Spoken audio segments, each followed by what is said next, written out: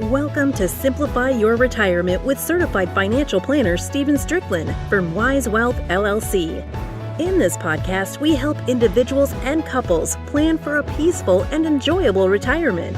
Join us on this journey where we explore the importance of simplifying the retirement planning process, as Stephen, with his years of experience and expertise in retirement income planning, along with guest experts, will help you achieve first wisdom, then wealth. And don't forget to check out the Simplify Your Retirement online course and other great resources at simplifyyourretirement.com. Now, on to the show. Hello and welcome to Simplify Your Retirement with Stephen Strickland from Wise Wealth. Today I'm excited. This is part 3 of a 3-part series. Stephen, what are we talking about today?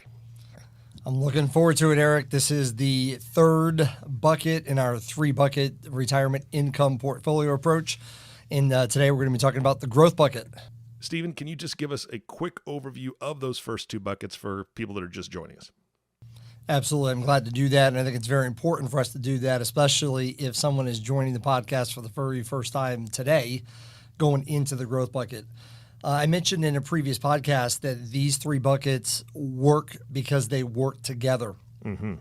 And really, you can't just take one bucket and focus on that one and focus on the rules for that bucket and neglect the other 2. And the reason why this is such a great planning technique is when someone follows the rules and someone uses all 3 the way they're supposed to be used, and that's the way it works the best. So going back to the liquid bucket, and one thing I want to mention even before I get into just reviewing the other 2, before we get in the growth bucket is, again, I like to look at this as chronological, and we can look at this as 3 buckets up and down. And so you start with the liquid bucket. You take all of your investable assets and you start subtracting it based on the bucket. So first we figure out how much money needs to go in the liquid bucket. Whatever money does not go in there, we have available for the income bucket. Whatever does not go in the income bucket ends up going into the growth bucket. Mm-hmm. And so the buckets are chronological, but also I'm going to say that they're also circular, which just means that once you've got the money in the growth bucket then can empty out and refill the liquid bucket as needed, which it will be needed to be refilled over time, mm-hmm. and the income bucket. And the liquid bucket, simply speaking, is just figuring out what your emergency fund is going to be and any known or planned purchases or expenses in the next 3 to 5 years. If you know that number, that's the amount of money that goes in the liquid bucket. You want to fully fund it. You don't want to overfund it because it's not earning hardly anything, but it is there, it's available, and that bucket, of course, is liquid. Then you go from there to the income bucket, which is what we talked about in the previous podcast. It's such an important discussion. And what we want to do in the income bucket is to solve for the gap. How much income do you need?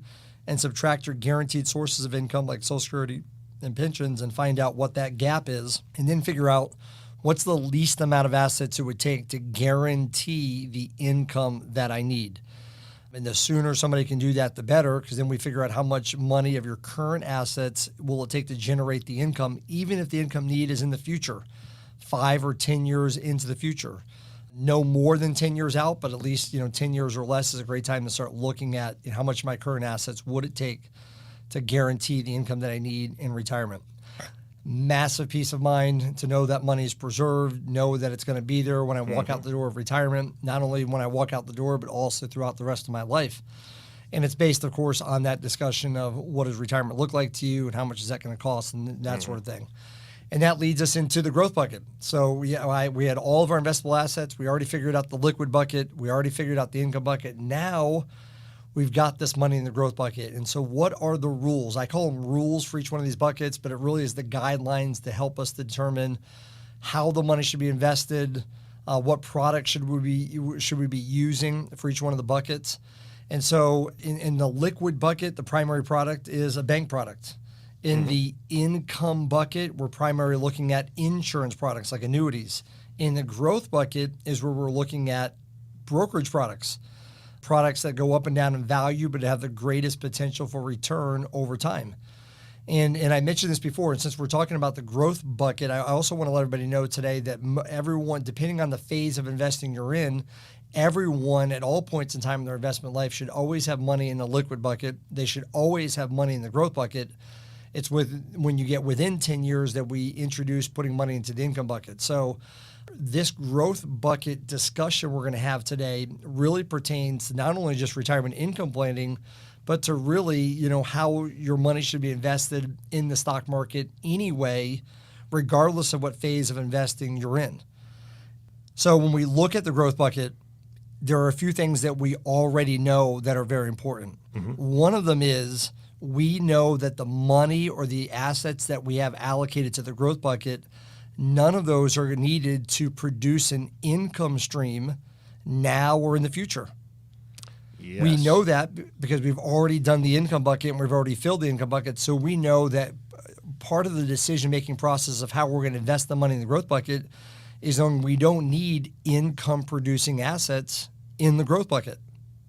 And that's important because what happens if the growth bucket gets hit by, I don't know, a Corona truck, right? If it Right, gets squished exactly. by a Corona truck, that Yep. doesn't affect your income Yep, because your that's income. in the income bucket, right? So, I mean, Exactly. again, it goes back to that peace of mind thing that I think is fantastic.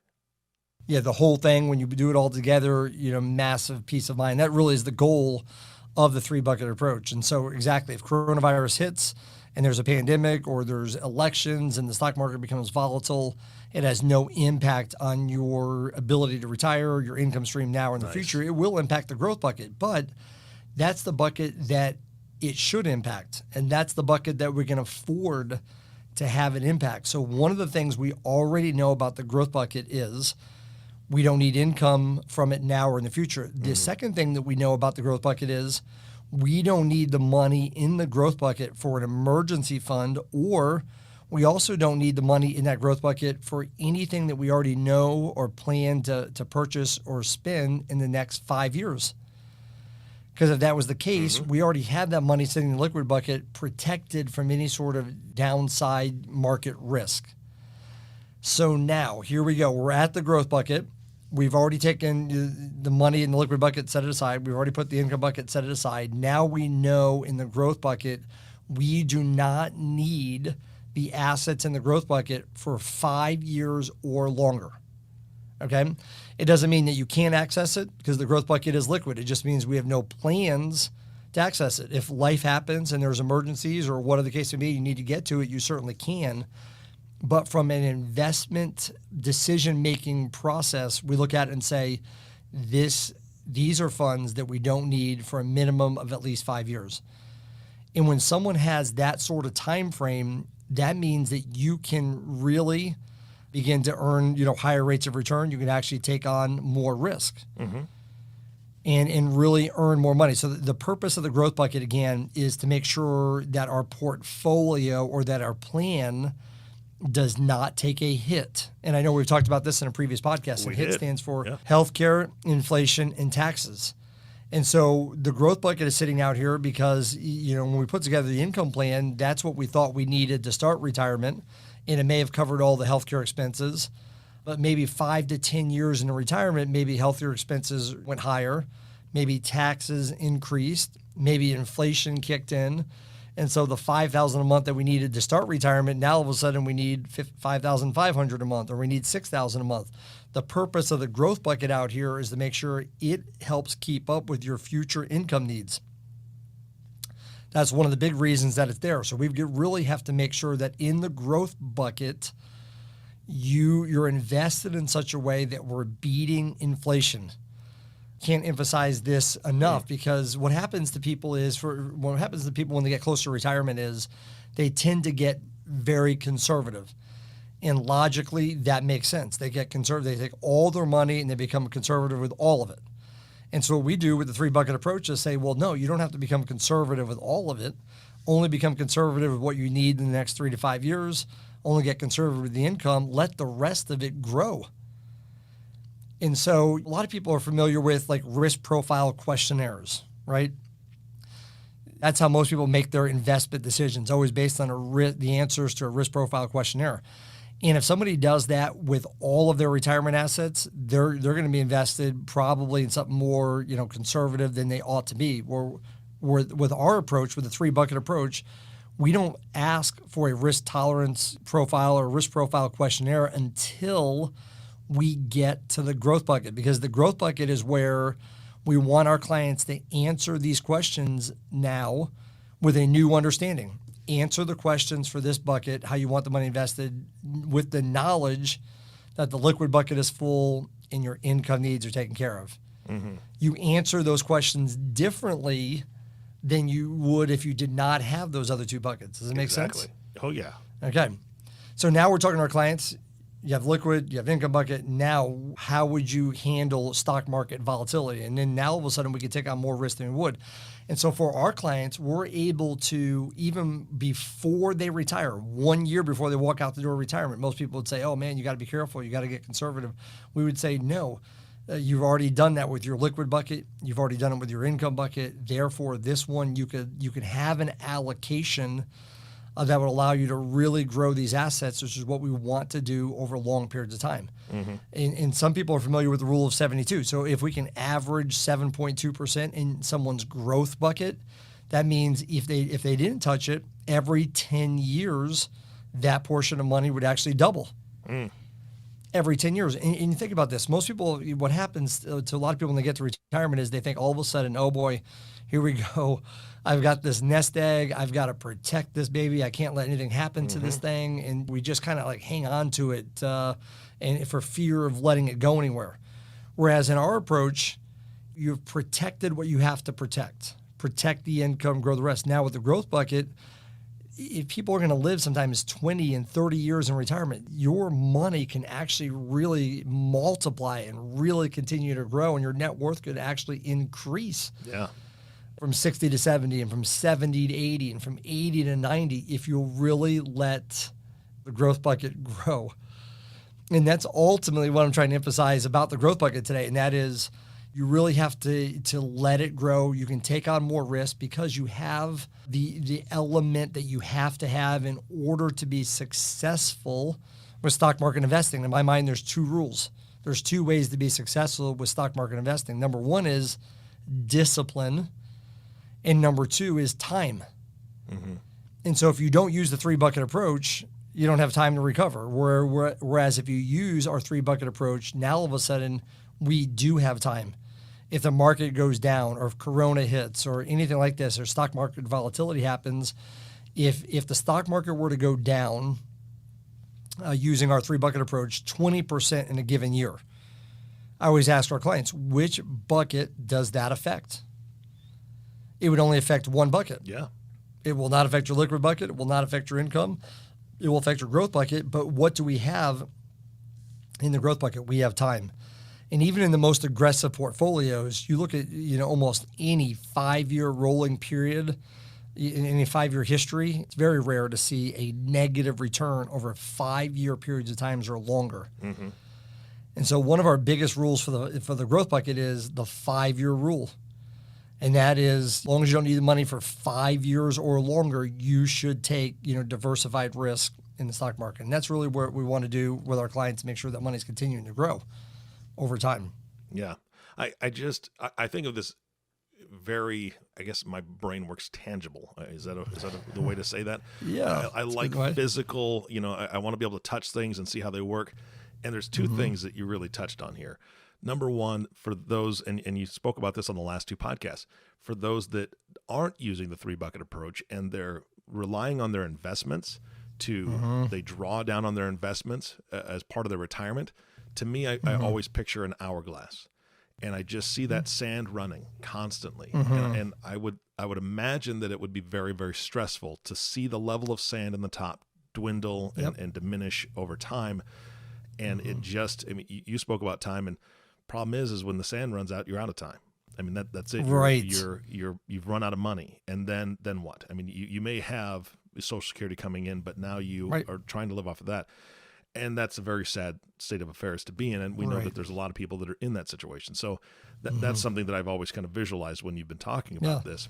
And the other thing is... That's a good analogy. Well, thank you. And then the other thing is, again, speaking to time, we don't know what's going to happen in retirement. So what I see for the growth bucket is opportunity, right? I see opportunity if all of a sudden, say you're 5 years into retirement and all of a sudden you find out that you're going to have a grandbaby. What a joyous and blessed occasion that is. And all of a sudden you have money in the growth bucket that you've left there. It's been, not necessarily aggressive, but like you said, the rule of 72, if that's producing and that's growing in the growth bucket, which we hope it does, there's a possibility of taking some of that money out of there because you don't need it for income, and maybe helping to fund a college education for a grandchild. Absolutely. Or something that you can bless somebody else with. I mean, I think that what a powerful picture that paints for people when they know that they don't have to have that for income. Absolutely. Very true. And that's really what the growth bucket is for. It's to fill these other buckets, but then also it's the area of your life where, you can, be generous, you can give, and you could help, like you said, fund 529 plans. You could do other giving. And really, the growth bucket is another area where there's a lot of things that we can do with that money. For example, somebody has all IRA money. We may start looking at converting IRAs to Roth IRAs. A lot of times people have questions about, should I do this? Should I not do this? We always just say, well, first things first, and that is, let's make sure you have the three buckets. In the growth bucket is really where we want to start doing some of those, sort of planning techniques. In the growth bucket is maybe where we might buy a second to die life insurance policy for legacy planning for the kids. In the growth bucket, we may take withdrawals to pay for a long-term care policy as an annual premium if we didn't do it in the income bucket.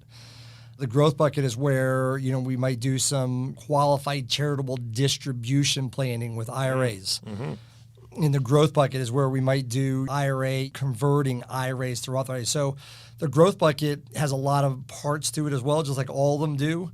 But big picture is you put the assets out there first, you let them grow, and then we can start doing some of these other, planning and some of these other techniques, some of these other decision-making things that we have to look at. That's all decisions that are made with growth bucket money, not the other two. And so when we're looking at the growth bucket, and I like your analogy as far as, the hourglass, and in our approach, you've got one bucket of money, the income bucket, that is kind of doing that. We're taking that money and we're basically spending it down. Meanwhile, we've got another hourglass over here where we're taking that money and it's growing.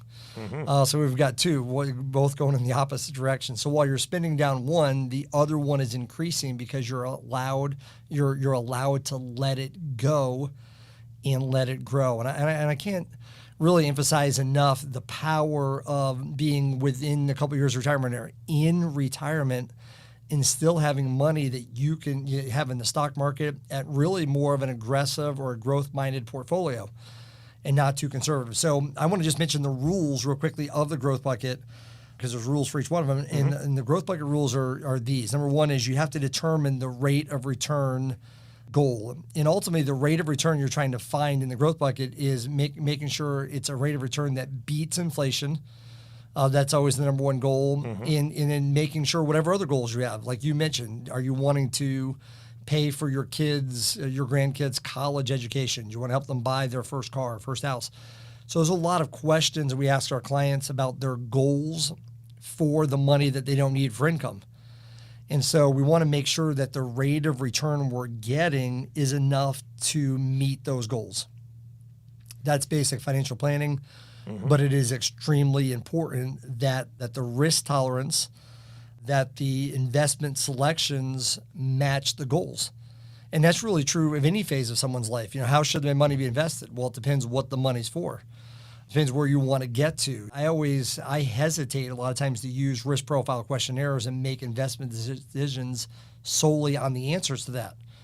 Because I think investing should all be goal-based. What is the purpose of it? When do you need it? When do you need it by? How much you need? That determines the rate of return we need to get. So one of the first things we're doing in the growth bucket is determining the rate of return that we need to meet your goals. That's number one. Number two, we want to take the least amount of risk to get to those returns. In the income bucket, I talked about the least amount of assets to produce the income you need. In the growth bucket, it's the least amount of risk to get the rate of return you need. And by that, I mean, I could buy one stock that averages 7% a year, or I can buy a mutual fund that averages 7% a year. Obviously, the mutual fund takes on a lot less risk than one individual stock. So the goal is, let's find out what the rate of return is. Let's find out what's the least amount of risk to get us there. Once we know that, that's when we choose asset allocation. And I'm going in an order on purpose here, and I'm gonna drive the point home when I get done with a couple more things I want to say. But first is asset allocation. Asset allocation is basically stocks, bonds, and cash. Those are the three basic asset classes people can invest in. I know there's real estate, commodities, but some of those have features that are closer to stocks. Some of them have features that are closer to bonds. But broad categories, asset allocation is probably the number one determining factor to a person's rate of return more than anything else. Okay, most people focus on the investment selections. They focus on the actual fund, selections and ETFs and mutual funds and these other things. But the most important thing that we have to get right, and I've seen different studies out there, but it's at least 90% of a person's return comes from asset allocation. And what I mean by that? What I mean by that is there's a portion of your returns that comes from, do I choose small cap stocks or large cap stocks? Do I choose value? Do I choose growth? Do I choose small? Do I choose large? Do I choose U.S. or do I choose international? Certainly that has an effect of that other 10%, but 90% is going to come from how much of your overall portfolio should be tied to stocks, how much should be tied to bonds. So for example, if I'm in a 60-40 portfolio, 60% stocks, 40% bonds, you can expect, maybe a, 6% rate of return on that. Okay. Regardless of the portion, regardless of what stocks I choose to make up the 60% or what bonds I choose up to make the 40%, I'm probably going to get 90% of that return just by that allocation. The other part of it comes from the individual selections. So I'm making a long statement to make a short point, and that is asset allocation is the primary determining factor to a person's rate of return. So if you're going to get anything right, it has to be asset allocation. And I'm saying this because the thing that people spend the least amount of time on normally is asset allocation. Everyone wants to pour over all the, the prospectuses and the reports and the Morningstar ratings and the Lipper averages and all these things, but none of those things ultimately really matter. What matters is getting the rate of return you need, and it starts with asset allocation. Once you know the asset allocation, then we diversify. So if I'm in a 60-40 portfolio, of the 60% that's in stocks, diversification just means spreading out the risk. Of the 60% in stocks, I might want 40% of that in U.S. stocks, 20% in international. Of the 20% that's in international, I might want 10 in emerging markets and 10 in large. Of the U.S. stocks, 40%, I may want, some in large cap stocks, some in mid cap, some in small, some in value. That's what diversification is. You take your allocations, then you spread out the risk. Once you know that, hey, I want 10% of my portfolio in U.S. large cap stocks, I want 5% in international small stocks, you figure out the percentages first. Then the last thing you do is find the mutual fund or find the ETF or find the portion of stocks that fits those percentages. And I say that, and the point I want to drive home earlier, and that is that most people, when their investment decisions, they always start with the end. They always start with the stocks, the bonds, the mutual funds, the ETFs. They try to figure out which one's better than the other. That's the last thing we do. First, asset allocation. Next, diversify. Figure out what percentage should be in each one that takes on the least amount of risk to give you the rate of return you need. Then the last thing you do is mutual fund or ETF or stock selection to fit each one of those sleeves. And I think it's very important for people to do this because I think the average investor, they go out there and they look at, this one beat its Lipper average, this one has 5 stars, this one has 4, or they look at past performance and all these things. And so we kind of go in reverse order and just make it simple. What's the rate of return you need? Therefore, you need this asset allocation. Once we know the allocation, then we diversify, then we choose the investments.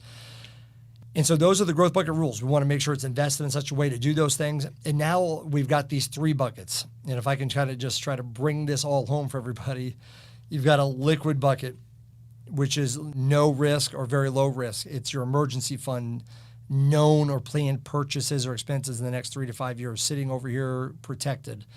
We go to your income bucket.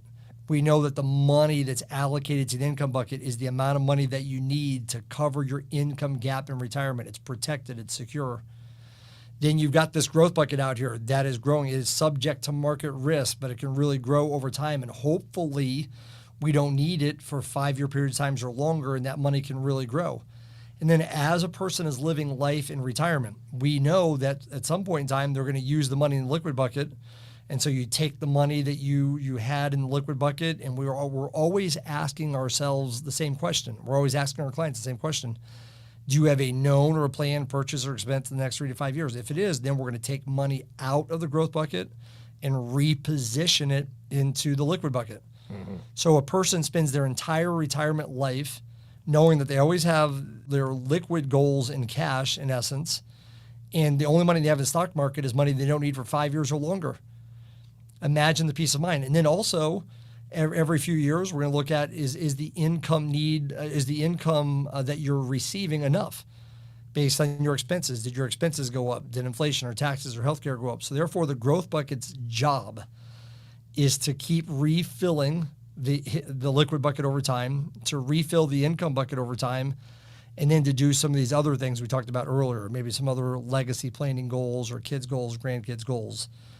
So I hope people understand that. The buckets are chronological, but they're also circular. Mm-hmm. You fill the buckets in order. And then once they're filled initially, the growth bucket has a little spigot on the end of it, if you want to call it that, okay?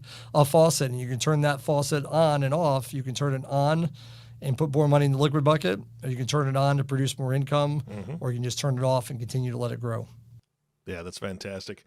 Stephen, this has been a great series. I know that this is wrapping up this portion, but you have a lot more that we're going to be covering in the next few podcasts. I want to just actually talk to the audience for a moment. If you haven't met Stephen so far, one thing you need to know is he's an incredibly humble guy. And I want to read you something real quick. It actually comes out of the book that he's spoken about a couple times, Simplify Your Retirement. It's just in the acknowledgments page, and I just want to touch on this.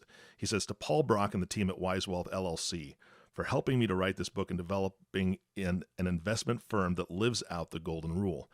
And that speaks so much to the team approach that they have and all that they do. And I say that because I appreciate, Stephen, your thought leadership. And I know that you have a webinar series that you want to talk about. And again, that's continued teamwork from your entire team, putting this together for the listening audience, anybody who wants to join. Can you touch on that before we end this podcast today? Absolutely. I really appreciate it, Eric, very much. We do strive to practice the golden rule, treat others the way that you want to be treated. And we do that in our practice here. We do it in our teaching. We do it with this podcast. Everything that we do, we're trying to add value to people's lives. And one way we do that is you mentioned we have a book, Simplify Retirement. We've got a course that I wrote called Simplify Retirement. People can go to that website, simplifyyourretirement.com. And we actually have our entire course on video. It's over 10 hours of video instruction. So even what we talked about in the last 3 podcasts, the liquid bucket, the income bucket, and the growth bucket, we go into greater detail. We've got pictures. We have a workbook. That course includes the ebook of Simplify Retirement. So I recommend people just go to simplifyyourretirement.com if you want a deeper dive or go deeper into these principles. It's simplifyyourretirement.com, and it's the online course. And honestly, I'm a visual learner. I think we talked about that earlier on the podcast, that tactile or visual, and boy, those videos would be a big help for anybody that's listening to this that does want to take a deeper dive. So thank you so much for that. Absolutely. You bet. And of course, the last thank you goes to you, the listening audience. Thank you so much for tuning in and listening to the Simplify Your Retirement podcast with Stephen Strickland. If you have not subscribed to the podcast yet, please click the subscribe now button below. This way, when Stephen comes out with a new podcast, it'll show up directly on your listening device. This makes it much easier to share these podcasts with your friends and family. Again, thank you so much for listening today. For everyone at Wise Wealth, this is Eric Johnson reminding you to live your best day every day. And we'll see you next time. Thank you for listening to the Simplify Your Retirement podcast. Click the subscribe button below to be notified when new episodes become available. The information covered and posted represents the views and opinions of the guest and does not necessarily represent the views or opinions of Wise Wealth LLC or Simplify Your Retirement. The content has been made available for informational and educational purposes only. The content is not intended to be a substitute for professional investing advice. Always seek the advice of a financial advisor or other qualified financial professionals with any questions you may have regarding your investment planning.